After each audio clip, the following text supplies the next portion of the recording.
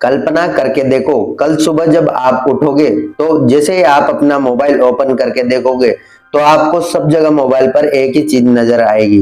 पूरी दुनिया में एक ही खबर आपको सुनने को मिलेगी, मिडल ईस्ट में युद्ध छिड़ गया है। कुछ ही घंटों में पेट्रोल 150 रुपए प्रति लीटर के पार पहुंच जाता है। शेयर बाजार गिरने लगते हैं। जो हमारे भारतीय लोग हैं जो खाड़ी देशों में काम करते हैं उनका जीवन भी अचानक खतरे में आ जाता है। लेकिन आप लोगों का सवाल, ये सारा खेल शुरू कैसे हुआ? ईरान और इजराइल अचानक कितने बड़े दुश्मन क्यों बन गए? और अगर युद्ध बढ़ गया तो क्या होगा? क्या फिर से वर्ल्ड वार 3 की शुरुआत हो सकती है? तीसरा युद्ध शुरू हो सकता है? आज हम पूरी कहानी को समझेंगे, शुरुआत से लेकर एंड तक, पूरे भविष्य की कहानी को। पूरी दुनिया मिडल ईस्ट पर क्यों निर्भर है? मिडल ईस्ट सिर्फ रेगिस्तान नहीं, पूरी दुनिया का ऊर्जा दिल है। पूरी दुनिया का सबसे ज्यादा तेल यहीं से निकलता है, सऊदी अरबिया, यूएई, कतार, ईरान जैसे देशों में से।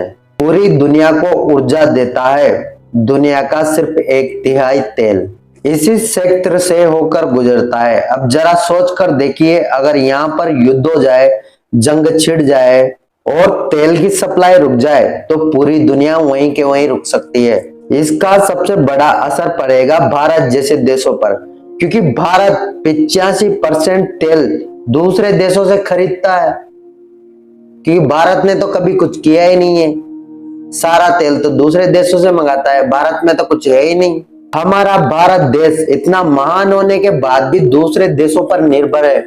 जब अपना इतना बड़ा भारत महान देश भी दूसरे देशों पर निर्भर रहेगा तो बाकी देशों का क्या होगा? आप सोचकर कल्पना कीजिए। जब सिर्फ तेल की वजह से भारत रुक सकता है, भारत पीछे रह सकता है, तो पूरी दुनिया का क्या हो सकता है? पूरी दुनिया तो वैसे ही रुक सकती है। जब भारत जैसा देश बिना तेल के रुक सकता है तो पूरी दुनिया भी रुक सकती है।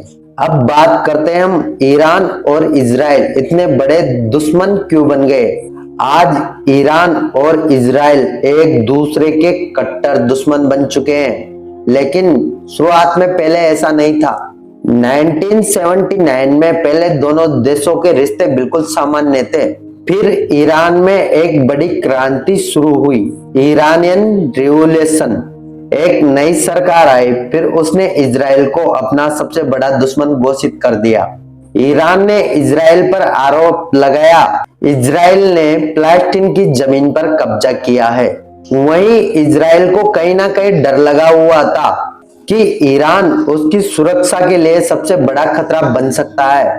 और फिर यहीं से अचानक शुरू हुई एक छुपी हुई लड़ाई।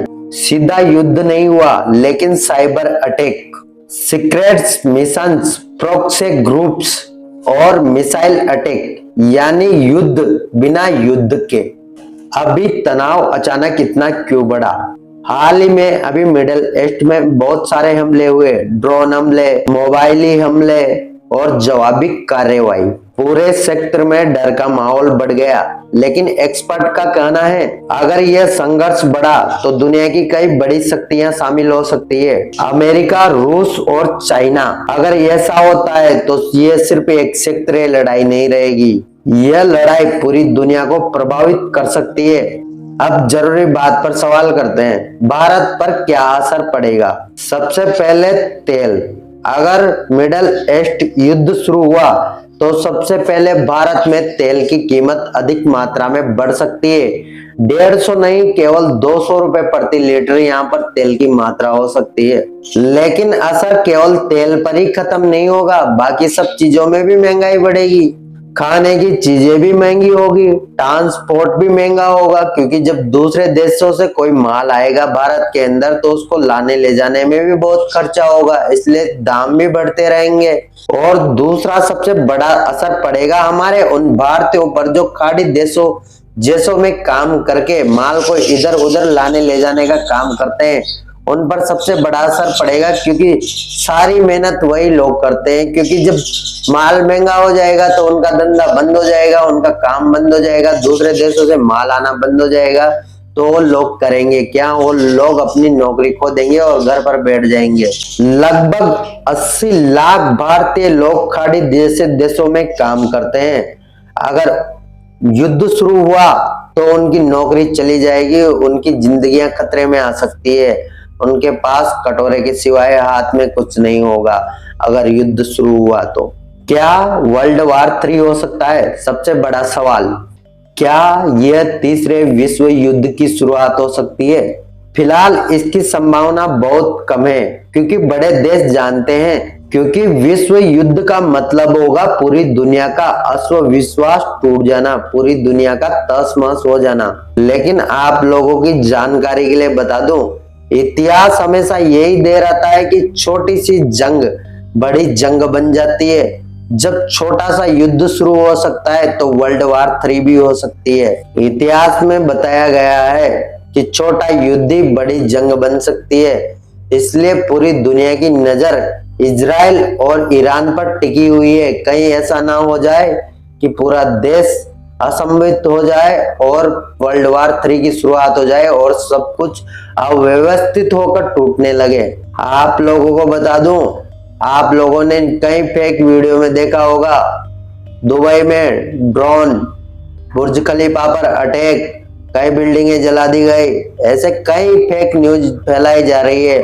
लोगों में डर का माहौल बना दिया गया है, जो कि बहुत ही शर्मसार नजर है। हमारे भारत में इतने घटिया जैसे लोग, बेवकूफ लोग इधर उधर जो जंग छिड़ी हुई है उसमें और आग लगाने की कोशिश कर रहे हैं, फेक वीडियो बना बना के।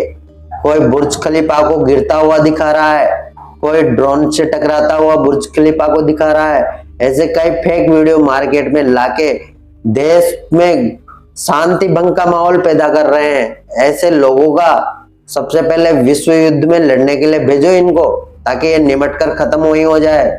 मिडल ईस्ट का संघर्ष सिर्फ देशों की लड़ाई नहीं है, इसका असर सिर्फ आपकी जेब पर पड़ सकता है। बिल्कुल सीधा, आपकी जेबें बिल्कुल खाली हो सकती है, आप कंगाल हो सकते हो। इससे दुनिया की अर्थव्यवस्था पर भी असर पड़ सकता है और भारत के भविष्य पर तो पूरा पड़ेगा। अब सबसे बड़ा सवाल, क्या दुनिया इस युद्ध को रोक पाएगी?